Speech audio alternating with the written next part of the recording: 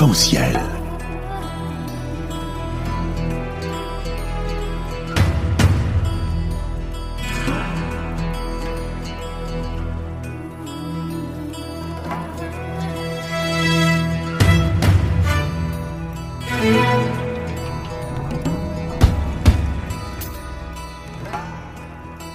Arc-en-ciel, chaque dimanche, actualité, culture, économie, société et animation festive. Avec Abdelatif Arc-en-ciel, la chronique.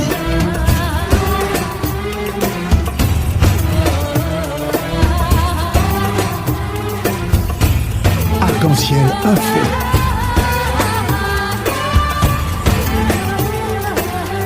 Arc-en-ciel, animation festive.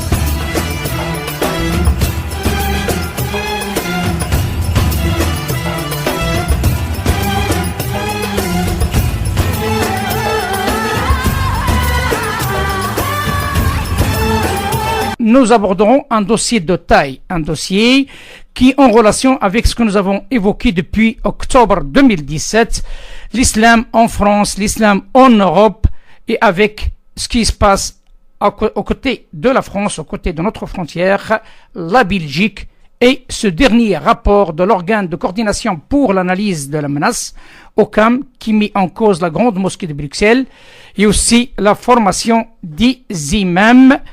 Mais avant tout, nous souhaitons transmettre nos sincères condoléances et soutien aux familles de victimes de l'attentat d'hier à Paris. Mesdames et messieurs, je souhaite vous présenter notre premier intervenant, Monsieur Jean-François Hossein. Bonjour. Bonjour. Bonjour et bienvenue dans l'émission Arc-en-ciel sur Radio Pluriel, économiste, mais aussi chercheur, spécialiste aussi des cultes et aussi la relation du financement du culte avec l'État ou avec les collectivités locales. Monsieur François Hossein, comme tout le monde, vous avez entendu parler de ce rapport accablant, très dur, de l'organe de coordination pour l'analyse de la menace, OCAM. Selon vous, ce rapport décrypte réellement la réalité au sein de la grande mosquée de Bruxelles? Je pense que ce rapport doit être pris avec sérieux pour deux raisons. D'une part, l'OCAM a la réputation d'être un organisme sérieux qui ne galvaude pas ses informations. La deuxième chose, je note qu'une série de personnes, dont Michael Privot, que vous aurez peut-être l'occasion d'entendre tout à l'heure, ont confirmé que ces manuels étaient largement utilisés et diffusés depuis des années. Donc le problème principal est que n'est pas en soi l'existence de tels textes. On peut trouver des textes de ce genre dans plusieurs courants religieux et philosophiques. Le problème est l'utilisation de tels textes dans des formations sans que cela s'accompagne toujours du recul et de la contextualisation voulue. Selon vous, ce rapport qui est sorti, je crois, ça fait 2 jours en arrière, hein, donc si j'ai bien compris, oui. Je crois jeudi ou vendredi, ce rapport décrypte d'une manière large donc la formation des imams. Il décrit la formation des imams dans le cadre de la grande mosquée de Bruxelles. Donc c'est quelque chose de tout à fait particulier, puisque en Belgique nous avons un système de culte reconnu, un petit peu comme c'est le cas en Alsace-Moselle. Donc imaginez l'Alsace-Moselle avec le concordat qui serait élargi au culte islamique et au culte orthodoxe et aussi à la libre pensée. Donc ça c'est la situation belge. La grande mosquée n'appartient pas aux instances du culte islamique en Belgique. Ce n'est pas une mosquée reconnue. Donc, ces formations ne sont pas reconnues par l'exécutif des musulmans de Belgique en tant que telles et ne sont certainement pas reconnues par l'État. Donc, c'est une des nombreuses formations des imams qui existent en Belgique, mais ce n'est pas la formation qui est la formation de l'organe représentatif, pour le dire comme ça. Justement, parce que là, vous êtes en train d'évoquer quelque chose de très intéressant. C'est que tout simplement, jusqu'à ce jour, la formation des imams à Bruxelles, il est tout simplement une formation qui n'a rien à voir avec la légalité, si j'ai bien compris. Mais c'est pas une question de légalité. Donc il y a un principe constitutionnel en Belgique qui est la liberté d'enseignement. Donc n'importe qui peut enseigner n'importe quoi tant qu'il n'y a pas atteinte aux bonnes mœurs, d'appel à la haine, etc. Donc là, la question pourrait éventuellement se poser. Mais donc ce n'est pas parce qu'il y a des cultes reconnus qu'il y a intervention de l'État. Un problème, une question dont nous parlerons peut-être tout à l'heure est la désignation vendredi soir d'un nouveau président au sein de l'exécutif des musulmans de Belgique. Eh bien, l'exécutif des musulmans signale ce changement au ministre de la Justice. Il n'y a pas d'intervention. Donc, il y a une indépendance réciproque entre les cultes en Belgique et les pouvoirs publics, malgré le dispositif de reconnaissance. Donc, c'est vrai, par rapport à la comparaison que je faisais en Alsace-Moselle, il y a davantage de liberté, davantage d'autonomie, moins de tutelle, moins de contrôle public en Belgique. Mais donc ces formations ne sont pas illégales, simplement elles ne sont pas reconnues par l'organe représentatif du culte islamique. Et jusqu'à maintenant, c'est toujours la même procédure jusqu'à ce rapport. Avec cette formation venant d'ailleurs ou de la Belgique elle-même, jusqu'à maintenant, n'a jamais été validé par l'État. Le premier qui se pose... Il y a deux choses. Il y a d'une part le fait que pour les cultes reconnus, les organes représentatifs, donc les évêques catholiques, l'exécutif des musulmans de Belgique, le patriarche orthodoxe, établissent les conditions pour que des personnes soient ministres du culte pris en charge au niveau financier par les pouvoirs publics. Donc là, ce sont les cultes eux-mêmes qui déterminent quelles sont les conditions et ils le font de la manière la plus totale et autonome. La deuxième chose, c'est que si certaines de ces formations veulent être reconnues comme titre universitaire, par exemple, à ce moment-là, il y a toute une série de démarches à entreprendre pour qu'il y ait la reconnaissance académique et un financement. Mais à côté de ça, tout le monde peut suivre une formation, mais elle ne sera pas nécessairement reconnue. Vous avez comme ça, par exemple, une série de jeunes Belges qui ont été étudiés à Château-Chinon. Ils sont revenus en Belgique avec leur diplôme. On leur a dit, désolé, ce n'est pas un diplôme reconnu. Ça n'a aucune valeur au plan administratif en Belgique. Maintenant, si dans une mosquée qui n'est pas une mosquée reconnue par les autorités régionales, on souhaite engager ce type de personnes, là, c'est tout à fait possible. Donc, ce n'est pas que c'est illégal, c'est que c'est non reconnu, donc ça n'a aucune valeur académique en Belgique. Mais le souci qui se pose, permettez-moi d'insister là-dessus, parce qu'il y a ce rapport. Vous voyez, ce qui compte pour moi, donc, c'est ce rapport accablant. Oui. Voilà, donc c'est ça, c'est ce que j'essaie de faire passer comme message. Il y a un rapport accablant sur le contenu de certains éléments dans la formation de ces imams, et en même temps, s'il y a ce rapport, donc il y a un œil de l'État sur cette organisation qui fait partie de l'exécutif, et notamment la Grande Mosquée de Bruxelles. Comment ça se fait que ce contrôle n'a jamais été fait depuis toujours et qu'il vient à cet instant T, comme je l'ai dit par téléphone, un instant T, à 2 jours avant l'élection, comme vous l'avez bien cité, d'un nouveau président de l'exécutif, un Turc, à la place de M. Salah Chillaoui, qui est maintenant toujours vice-président de cet exécutif. Oui, donc je le répète, cette formation à la Grande Mosquée, tout comme la Grande Mosquée, n'ont aucun lien structurel avec l'exécutif des musulmans de Belgique. D'accord. Donc l'exécutif des musulmans de Belgique, en l'état actuel des choses, n'a rien à voir avec ces formations-là. Et l'exécutif des musulmans de Belgique organise de son côté d'autres formations sur toute une série de choses. Ça, c'est un premier élément. Le deuxième élément, c'est que pourquoi a-t-on laissé ces formations se dispenser ? Il y avait sans doute un contrôle sur le contenu des formations qui était relativement light, relativement léger. Et c'est suite à une série d'interpellations, c'est suite au constat que certains discours passaient et que ces discours pouvaient contribuer à attiser les tensions que l'OCAM, après déjà des enquêtes de la sûreté de l'État dont il a été question dans la presse il y a quelques années, s'est saisi de la question et a souhaité examiner les choses en profondeur, d'où le décalage.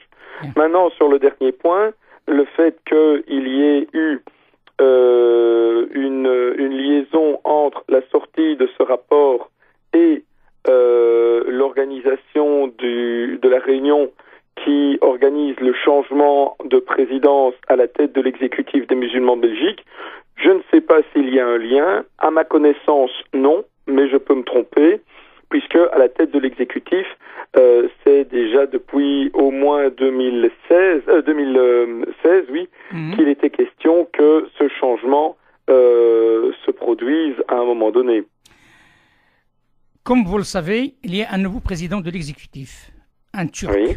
Et nous avons en France aussi un choix qui a été fait par un Turc qui s'appelle M. Ahmed Ogras.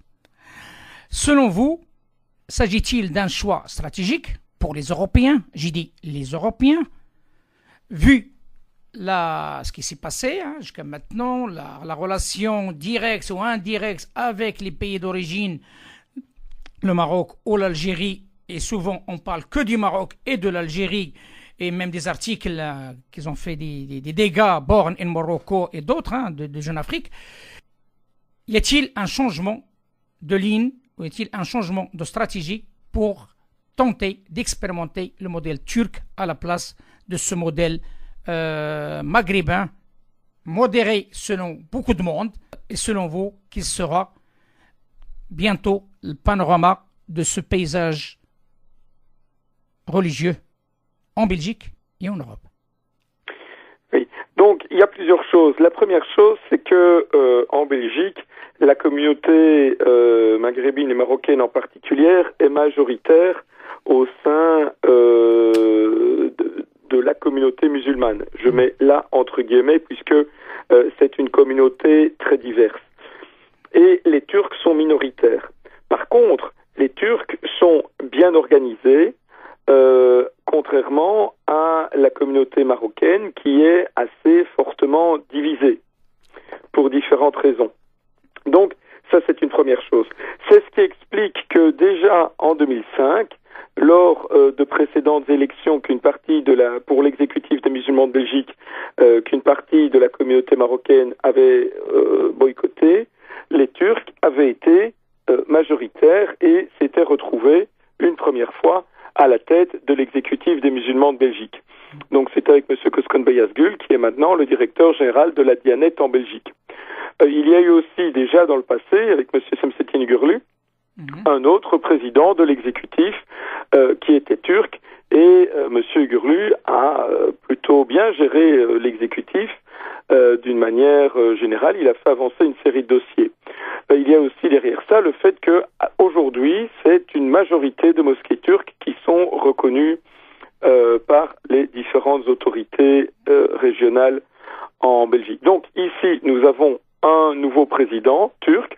Cette alternance était prévue. Donc c'est un président qui vient d'Émilie Gorus, qui est responsable d'une mosquée reconnue en Flandre, qui a une certaine pratique des relations avec les pouvoirs publics, puisqu'il a été membre du collège de l'exécutif qui s'occupe de la gestion du temporel. Donc ça, c'est plutôt a priori une bonne chose. Maintenant, il y a une série de questions qui se posent, puisque dans le passé, les deux principales composantes de la communauté turque, la Diyanet, mais aussi la fédération qui regroupe les mosquées Émilie-Gorus, se sont opposées à plusieurs dispositions législatives, que ce soit sur la formation des cadres religieux musulmans, que ce soit sur la reconnaissance, la procédure de reconnaissance des mosquées. Donc, il faudra voir si ce nouveau président va s'inscrire dans la ligne de ce qui a été la politique de M. Echalaoui et qui a été une politique dynamique, d'ouverture, etc. Ou est-ce que ce nouveau président va davantage être dans une politique plutôt conflictuelle avec les pouvoirs publics belges? Donc ça, c'est quelque chose qu'il faudra voir. Mais à l'heure actuelle, il est peut-être trop tôt pour voir quelle est la direction qui va être prise. Et moi, comme chercheur, je préfère juger sur pièce plutôt que de faire des scénarios. Parlons de pièces, comme vous le dites. Ce qui se passe actuellement, il y a un réel problème qui est un petit peu universel dans les pays européens, le financement de ces lieux de culte. Est-ce qu'en Belgique, c'est la même situation? Est-ce qu'il y a une transparence ou il n'y a pas de transparence de flux pour financer tel ou tel lieu de culte ou bien formation? Oui, votre question est tout à fait intéressante puisque, comme je vous l'ai dit, nous sommes dans un système de culte reconnu. Ça veut dire que si vous avez une mosquée reconnue, et c'est exactement la même situation pour tous les autres cultes reconnus, catholiques, protestants, israélites, anglicans, orthodoxes, à partir du moment où une mosquée est reconnue, pour ses activités cultuelles, donc je ne parle pas de tout ce qui est caritatif, sportif, culturel, mais pour tout ce qui est cultuel, les activités liées au culte, elles doivent déposer un budget, donc des prévisions de recettes et de dépenses, et puis des comptes auprès, d'une part, de l'exécutif des musulmans de Belgique, et d'autre part, des pouvoirs publics belges. Donc, à ce moment-là, il y a une transparence totale sur les montants qui sont affectés au culte. À côté de ça, pour les autres activités des mosquées reconnues, donc les activités sociales, culturelles, caritatives, ou pour les mosquées non reconnues, elles doivent adopter un statut d'ASBL, une association sans but lucratif. C'est un petit peu comme les associations loi 1901 en France. Oui. Et donc, à ce moment-là, elles sont tenues d'avoir une comptabilité. Les comptes doivent être déposés dans les tribunaux de commerce et il y a certains contrôles qui peuvent s'opérer s'il y a des financements importants qui ne sont pas justifiés. Donc ça, c'est ce qui est prévu. Maintenant, sur ce point, les financements importants qui sortent un petit peu des normes ou qui viennent de l'étranger, il y a des choses qui sont identifiées, mais il n'y a pas toujours un suivi très réactif en la matière. Cela va sans doute changer puisque la législation relative à l'équivalent belge des associations loi 1901 devrait être revue dans les prochains mois. Merci infiniment, M. Jean-François Houssen, de cet éclairage fort intéressant qui nous intéresse de près, autant qu'aux Marocains, mais aussi autant qu'aux Français, parce que, comme vous l'avez bien entendu, donc ça continue. Donc il y a encore un attentat hier à Paris. Il est temps qu'on vit en paix dans ce territoire d'Europe et aussi avec une collaboration assez intéressante entre les pays pour faire un islam en Europe, mais pas un islam par-ci et un islam par-là, parce que dans la dispersion, il y a toujours des retombées négatives. Monsieur François Houssen, merci infiniment. Je donnerai la parole après vous à Monsieur Prévost pour continuer ce débat et on finira avec Monsieur Salah Echalaoui, donc qui est concerné de près par rapport à qui était président jusqu'à vendredi, qui nous donnera aussi son point de vue sur ce qu'on vient de citer. Merci infiniment et à très bientôt, monsieur. Je vous en prie. Au revoir, monsieur. Au revoir. Arc-en-ciel.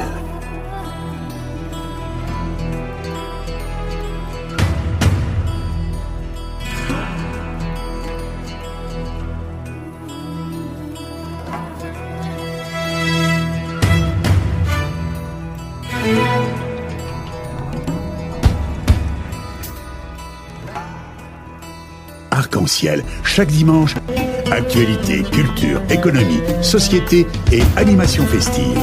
Avec Abdelatif Arc-en-ciel, la chronique.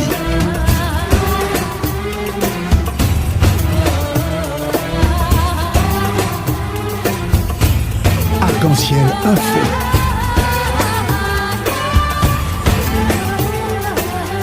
Arc-en-ciel, animation festive.